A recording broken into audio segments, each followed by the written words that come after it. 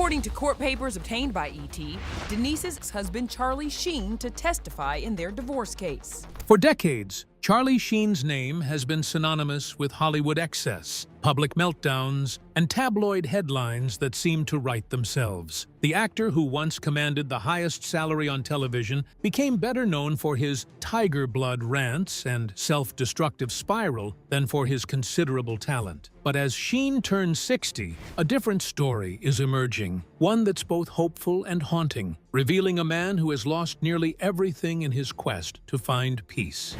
The boy who chose honor over stardom. Before the scandals, before the millions, before Charlie Sheen became a household name for all the wrong reasons, there was just Carlos Irwin Estevez, a young actor trying to make his mark in his famous father's shadow. And it was in those early days that Sheen made a decision that would haunt him for decades. In the early 1980s, a young Charlie Sheen was this close to leveling up his whole life. He'd been cast in The Karate Kid, the movie that would end up owning the decade. He was literally about to crane kick his way into America's heart as Daniel LaRusso. This should have been the moment the universe rolled out the red carpet. But life, being life, said, actually, no. Charlie had already signed on for a low-budget horror sequel called Grizzly 2, Revenge, filming all the way in Hungary. And the second he realized what The Karate Kid was about to become, he started looking at that horror movie contract like it was the receipt for a very bad impulse purchase. He wanted out, and honestly, who wouldn't? So he went to the one person he thought could rescue him, Martin Sheen, Hollywood dad extraordinaire. Charlie's hoping for some magical loophole, maybe even a secret actor escape clause. Instead, Martin hit him with a whole after-school special moment about integrity. He basically told him, being the guy who keeps his word matters way more than flashing your face on every movie poster. Not exactly what Charlie was hoping for, but you can't argue with dad wisdom delivered that seriously. So Charlie did the honorable thing. He stuck with Grizzly 2, Revenge. And bless his heart, because the universe did not reward that choice. Production fell apart. The movie got shelved for literal decades. And when it finally popped out in 2020, it quietly tiptoed onto the scene like it hoped no one would notice. Meanwhile, The Karate Kid became a cultural juggernaut, turning Ralph Macchio into an icon, spawning sequels, remakes, and eventually a hit streaming revival that refuses to let the franchise die. So in the grand timeline of Hollywood what-ifs, Charlie Sheen's missed crane kick might be one of the biggest. But hey, at least he kept his word. And somewhere, Martin Sheen is probably still proud of that. Here was a young man doing the right thing, listening to his father, choosing honor over ambition, and being punished for it. It's the kind of cosmic joke that might make anyone cynical, that might plant a seed of bitterness that would grow into something darker. But who was this young man before Hollywood got its hooks in him? And how did growing up in the shadow of Martin Sheen shape the demons that would later consume him? Growing up, Estevez, the weight of a famous name. Carlos Irwin Estevez was born on September 3, 1965 in New York City, the youngest son of actor Martin Sheen and artist Janet Templeton. From his first breath, he was living in the shadow of greatness. His father was building a reputation as one of the most talented actors of his generation. Growing up in a Hollywood family meant acting wasn't just a career option, it was the family business. Charlie's older brother, Emilio, would become a successful actor and director. But there was pressure in that legacy. Martin Sheen had changed his name from Ramon Gerardo Antonio Estevez, a decision he later regretted. He encouraged his sons to keep the family name. Emilio did. Charlie didn't, choosing instead to become Charlie Sheen, perhaps symbolizing the conflict between honoring his roots and chasing the Hollywood dream. As a teenager, Charlie showed early interest in acting, making amateur films with friends including Rob Lowe and Sean Penn. But he also showed early signs of recklessness. He was expelled from Santa Monica High School just weeks before graduation for poor grades and attendance. The pattern was forming. Incredible talent paired with self-destructive behavior. Charlie got his first major role in 1984 Red Dawn. It was a start, but also the beginning of comparisons to his father, of expectations he would be as serious and committed as Martin Sheen. Those expectations would prove too heavy to carry. But would those early warning signs have mattered if he'd gotten the role that could have changed everything? And how did missing out on stardom actually set the stage for the success that would later destroy him? The rise and the salary that changed everything. Charlie Sheen didn't let that early setback with The Karate Kid define him. He built a remarkable career, proving talent and charisma could overcome bad luck. He starred in Platoon, Oliver Stone's harrowing Vietnam War epic that won Best Picture. He became a bankable action star in Navy SEALs and showed comedic chops in Hot Shots and Major League. Then came 2.5 Men, and everything changed. The CBS sitcom, which premiered in 2003, was perfectly calibrated for Charlie's talents. Playing a hedonistic jingle writer was basically an exaggerated version of his public persona. The show became a ratings juggernaut. At the height of the show's popularity, he was earning $1.8 million per episode, making him the highest-paid actor on television. He had money, fame, success, and adoration. He had finally made it to the mountaintop. He was untouchable, or so it seemed. While Charlie Sheen was conquering television, his personal life was spiraling into chaos. The drinking, the substance, the prostitutes, the domestic violence allegations, the bizarre behavior everyone wrote off as Charlie being Charlie. It was all building toward a reckoning that would come crashing down in the most public way possible. But how bad could it really get for the highest-paid actor on television? And what happens when a man with unlimited resources and no impulse control decides he's tired of pretending to be normal? The meltdown that broke the internet. In early 2011, the world watched as Charlie Sheen had a complete breakdown. But it wasn't quiet or private. This was a meltdown for the digital age, played out in real time across television interviews, social media rants, and viral videos that turned the actor into a living meme. "I'm tired of pretending I'm not special," Sheen declared. "I'm tired of pretending I'm not a total bitchin' rock star from Mars." He talked about his tiger blood and Adonis DNA.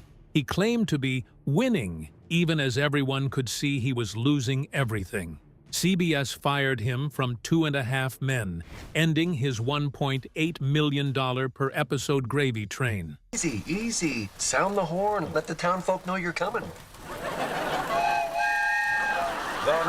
He sued for $100 million and started doing live shows that were train wrecks, with audiences booing and walking out. He hired girlfriends he called his goddesses to appear in his public spectacles. He seemed determined to burn every bridge. And burn bridges he did, even with the people who had stood beside him for years. In his fury over being fired, Sheen turned on his own co-star Jon Cryer, the man who had shared the screen with him for 8 seasons. Where are the muffins?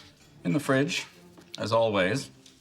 Don't condescend to me. He publicly called Cryer a turncoat, a traitor, and a troll, attacking him for not supporting him strongly enough during his conflict with the show's producers. Cryer later revealed that he had actually reached out privately trying to help, but chose not to engage in a public feud. The damage was done. A friendship and working relationship that had lasted nearly a decade was destroyed in a matter of weeks. Collateral damage in Charlie's scorched earth campaign against anyone he perceived as being against him. It was another relationship sacrificed on the altar of his addiction and rage. At the time, it was easy to laugh, to turn his breakdown into entertainment, to make winning into an ironic catchphrase. But what we were really witnessing was a man in crisis, someone so deep in addiction he couldn't see how badly he was hurting himself. We were watching a tragedy unfold and treating it like comedy. But this wasn't Sheen's first public relationship disaster. It was just the most spectacular. And to understand how far he'd fallen, you have to look at the trail of broken marriages he left behind. A pattern of destruction. 3 marriages, 3 failures. Charlie Sheen's romantic history reads like a roadmap of his descent into chaos. He was married 3 times, and each marriage fell apart more spectacularly than the last, each one revealing more clearly the grip that addiction had on his life.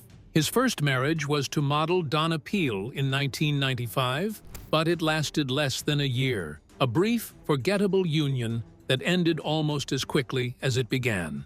It was a warning sign that went unheeded. Then came Denise Richards, the actress who would become the most public face of Sheen's personal disasters. They married in 2002, during the early days of his 2.5 Men success, and had 2 daughters together. For a while, it looked like maybe Charlie had found stability. Richards was beautiful, successful, and seemed like she could be the grounding force he needed.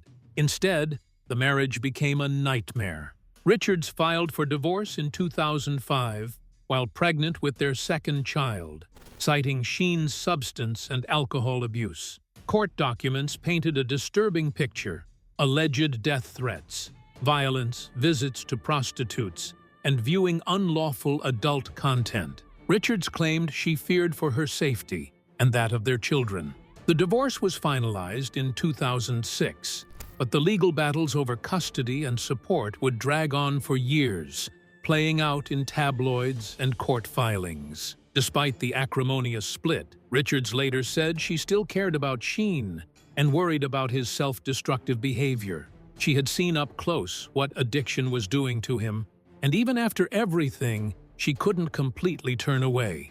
It was a pattern that would repeat with the women in his life. They could see he was destroying himself, but they couldn't save him from it. His third marriage was to Brooke Mueller, a real estate investor, in 2008. They had twin sons together, but this union was even more volatile than the last. On Christmas Day 2009, Sheen was arrested for domestic violence against Mueller in Aspen, Colorado. He eventually pleaded guilty to misdemeanor assault and was sentenced to rehab and probation. The marriage limped along, but Mueller filed for divorce in 2010, citing the same issues that had destroyed his previous marriage: addiction, violence, instability. Like Richards before her, Mueller would spend years in court battles over custody and child support, watching helplessly as Sheen's behavior spiraled further out of control. By the time his 2011 meltdown happened, Sheen had been married 3 times and divorced 3 times. He had 5 children from 3 different relationships. He had restraining orders, arrests, and a trail of women who had tried to love him and been burned in the process. The goddesses he paraded around during his breakdown weren't a new low. They were just the logical endpoint of decades of treating relationships as disposable, of choosing substance and chaos over commitment and family. The fallout of all of it was devastating. His career, he never recovered. His follow-up show, Anger Management, was a pale imitation. His reputation was in tatters. The money began to dwindle. By his own admission, he was spending hundreds of thousands a year on prostitutes alone. But even as the world watched Charlie Sheen self-destruct in real time, there was something he was hiding, a secret that would explain so much of his recklessness, his fatalism, his apparent death wish. What could possibly make his story even darker? The HIV revelation that changed everything. In November 2015, Sheen went on the Today Show and revealed he was HIV positive. Address them head on, so I'll give it to you. Go ahead. I have to, yeah. I'm here to admit that I am, in fact, HIV positive. The diagnosis had come 4 years earlier, and in that time he had paid millions to keep it quiet. He'd been extorted by people threatening to go public. Now he was taking control of his own narrative. The revelation recontextualized everything. His recklessness, his fatalism, all of it made terrible sense when viewed through the lens of someone dealing with a life-altering diagnosis. Here was a man who had been told he had a potentially fatal disease and responded by doubling down on the very behaviors that had endangered him. The diagnosis also raised serious questions about whether he had disclosed his status to sexual partners. Multiple women came forward alleging he had put them at risk, leading to lawsuits and further damage to his reputation. For Sheen, the public revelation was both relief and another loss. He no longer had to live in fear of being exposed, but he faced the judgment of a world not always sympathetic to people living with HIV, especially those perceived to have brought it on themselves. After losing everything, his career, his fortune, his health, and his reputation, what was left for Charlie Sheen? Could a man who had burned so bright and crashed so hard ever find his way back from the edge? The long road to sobriety. Around 2017, something shifted. Those close to him say he finally got serious about sobriety. He stopped drinking. He stopped using substance. He started taking his HIV treatment seriously. He began the long, difficult process of putting his life back together. After decades of addiction, Sheen had to face the pain, trauma, and self-loathing that substances had hidden, along with ruined relationships and lost opportunities. Sobriety also meant facing harsh financial realities. Once a top TV earner, he struggled with massive child support and eventually sold his beloved Beverly Hills home after years of mounting money troubles. In 2019, Sheen went to court to reduce his $55,000 monthly child support payments, claiming he could no longer afford them. He testified that he had gone from making millions to essentially being unemployed. The court filings painted a picture of a man who had lost almost everything. But here's what's easy to miss in all the headlines. He never stopped being a father. Even in his darkest moments, he maintained relationships with his children. His daughters have spoken publicly about their love for their father, about seeing him work to get better. So after years of chaos and self-destruction, after finally getting sober and learning to manage his health, what does life actually look like for Charlie Sheen now? And can a man who was once the biggest star on television find happiness in obscurity? A life rebuilt in quieter terms. At 60, the actor who once defined Hollywood excess is living a life that would have been unimaginable during his Tiger Blood days. Multiple outlets report that Sheen has quietly started dating a younger man he met through mutual friends in Malibu during the summer. The 60-year-old actor is now dating a regular guy who is not from the entertainment industry. The man's name hasn't been made public, and sources stress that he's not an actor or celebrity, but a regular guy with a normal job, something Sheen reportedly finds refreshing after his chaotic past relationships. Friends say Sheen is protective of his new partner, keeping the relationship deliberately low profile. They describe him as calmer and more grounded in this romance, radiating happiness in a way they haven't seen in years. Instead of the clubs, the parties, and the goddesses, Sheen and his boyfriend stay in, cook dinner together, and watch old movies. Sources characterize it as sweet, quiet, and healthy. The transformation is remarkable. Once notorious for flaunting multiple girlfriends, spending lavishly on prostitutes, and turning intimacy into a spectacle, Sheen now embraces a private, domestic relationship built on genuine connection. Beyond love, this relationship marks a broader life rebuild. Sober since 2017, managing HIV responsibly, mending ties with his 5 children, and trading the extravagant Malibu lifestyle for a smaller, sustainable, and more authentic way of living. His children have been part of this journey. His daughters have spoken about watching their father work to get better, about appreciating the man he becomes when he's sober. Unlike his past relationships that often imploded in public drama, his current relationship seems built on stability rather than chaos, exactly what someone in recovery needs. But is finding peace with a regular guy at 60 really a happy ending? Or does it highlight just how much was lost along the way? The tragedy we're left with. In some ways, his story looks like a redemption arc. He's sober, he's managing his health, He's in a relationship that brings him actual happiness rather than headlines. He's alive, which given his lifestyle in the 2000s is more than many would have predicted. But the tragedy of Charlie Sheen isn't that he fell from grace, it's what he had to lose to get here. Think about what this quiet, happy relationship with a regular guy cost him. The hundreds of millions of dollars spent on substance, prostitutes, and legal settlements. The career that will never recover. The years lost to addiction when he could have been building something real. His new boyfriend gets the sober, grounded version of Charlie Sheen, the man who cooks dinner and watches old movies. But that man only exists because addiction destroyed everything else first. The people who tried to love him during his chaotic years got the worst of him. The women he married, the co-stars who supported him, even his children. They all paid the price while he was using. Thankfully, Charlie's in this calm, grown-up lane where he's working, but not trying to dominate every screen in America. He's popped up in streaming shows like Bookie, even reuniting with Chuck Lorre for a winking, self-aware role that lets him joke about the very chaos he once lived through. He's been doing smaller guest spots, voice bits, and the occasional fan-friendly appearance that leans on nostalgia instead of tabloid shock value. And now he's gearing up for his next big swing, a memoir called The Book of Sheen.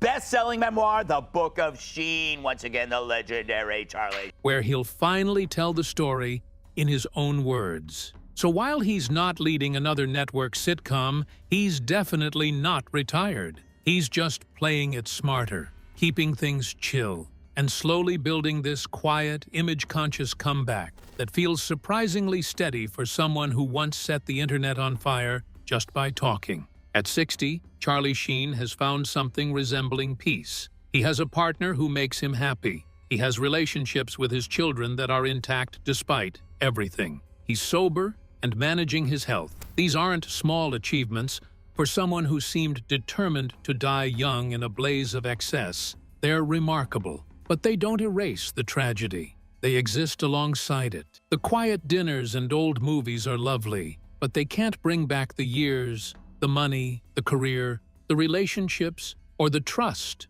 that was destroyed. They can't undo the hurt he caused or the potential he wasted. The ending isn't unhappy, but the cost of getting here was devastating. If you made it this far, be sure to hit like, drop a comment, and double-check that you're subscribed so you don't miss the next deep dive.